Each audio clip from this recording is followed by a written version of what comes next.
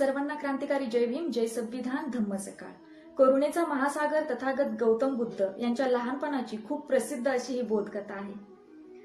आणि ही बोधकथा काव्यात कटिबंध करणारे कवी कुंदन कांबळे, त्याचबरोबर हे गीत घराघरापर्यंत पोहोचविणारे मिलिंदजी शिंदे यांचं गीत गाण्याचा हा एक छोटासा प्रयत्न मी करते. सिद्धार्थ गौतम लहानपणापासून अतिशय दयाळू आणि शांत स्वभावाचे होते. त्यांचे प्राण्यांवर, पक्ष्यांवर खूप प्रेम होते. सिद्धार्थ आपला चुलत भाऊ देवदत्त याच्यासोबत बागेत फिरत होते. देवदत्ताकडे बाण आणि धनुष्य होते. देवदत्ताने आकाशात उडणाऱ्या एका राजहंसावरती बाण मारला आणि तो बाण त्या हंसाच्या पंखाला लागला आणि तो राजहंस जखमी होऊन खाली पडला. बघूयात काव्यामध्ये. लागला अचानक एका हंसाला बाण, धरणीवरी कोसळला घायाळ तो हैराण. थर थर तो धडपडतो, स्ववाचवाया प्राण, तळमळतो विभळतो जीव तो लहान. हंस हा कुणाचा, हंस हा कुणाचा, हंस हा कुणाचा, हंस हा कुणाचा. युवराज सिद्धार्थाने हंसाला पाहिले, त्या क्षणी त्या ठिकाणी ते धावून गेले. उचलिले लगबगीने त्या पाणी पाजिले, हळूच बाण काढून औषध लाविले. आणि इतक्यात सिद्धार्थ गौतम बुद्धाचा चुलत भाऊ देवदत्त तिथे येतो. आणि काय होतं, इतक्यात देवदत्त चुलत भाव तो आला, सिद्धार्थाकडे पाहून त्या राजहंसाला. शिकार आहे माझी दे हंस तो मला, धनी मी आहे त्याचा मीच बाण मारिला. हंस हा कुणाचा, हंस हा कुणाचा, हंस हा कुणाचा, हंस हा कुणाचा. देवदत्त सिद्धार्थाला बोलतो की हा हंस माझा आहे कारण मी त्याला बाण मारलेला आहे. आणि तेवढ्यात गौतम बुद्ध काय म्हणतात, अरे रे रे देवदत्ता, तू काय हे केले, मुक्या जीवाला मारून तू काय साधिले. बघ मृत्यूच्या जबड्यातून मी त्याला सोडिले, तो मारिले परंतु मी त्यालाच रक्षिले.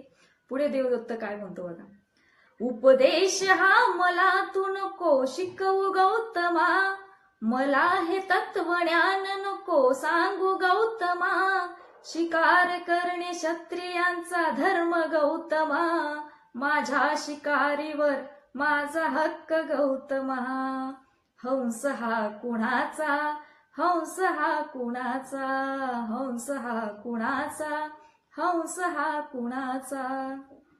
देवदत्त बोलतो की हा हंस माझा आहे कारण मी याला बाण मारलेला आहे. आणि सिद्धार्थ बोलतो की हा हंस माझा आहे कारण मी याचा जीव वाचवलेला आहे.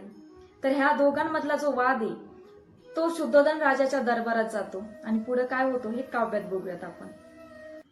वादाने वाद दोघात अधिक पेटला, प्रश्न तो अशक्य सुटेनासा वाटला. मग राजा पुढे जाऊन हा प्रश्न मांडिला, म्हणती या दरबारात द्या न्याय हो मला. शुद्धोधन राजाच्या दरबारातील एका मंत्र्याने पर्याय सुचवला की हा राजहंस मध्यभागी सोडावा. तो स्वतःहून ज्याच्याकडे जाईल तो राजहंसाचा खरा मालक असेल. देवदत्त आणि सिद्धार्थ काही अंतरावरती उभे राहिले आणि राजहंसाला मध्यभागी सोडले. जखमी राजहंसाने भीतीपोटी देवदत्ताकडे न जाता आपल्या जखमेवर उपचार करणाऱ्या आणि जीवदान देणाऱ्या सिद्धार्थाकडे धाव घेतली आणि त्याच्या कुशीत जाऊन बसला. तर पुढे काय होतं, शुद्धोधन राजाने विचार करूनी, हा निर्णय न्यायाचा टाकीला देऊनी. मारणाऱ्यापेक्षा श्रेष्ठ तारणारा धनी, हा हंस सिद्धार्थाचा सांगितले पटवूनी. हंस हा कुणाचा, हंस हा कुणाचा, हंस हा कुणाचा, हंस हा कुणाचा. सिद्धार्थाने हंसाला त्या जीवदान दिले, भयभीत विहंगाला त्या मुक्त सोडिले. भरारी घेत स्वैर ते गगनास उडाले, किती हो समाधान गौतमास लाभले. समता बंधु भाव शांती करुणा सागर, गौतम बुद्ध धन्य जगी झाले अजरामर.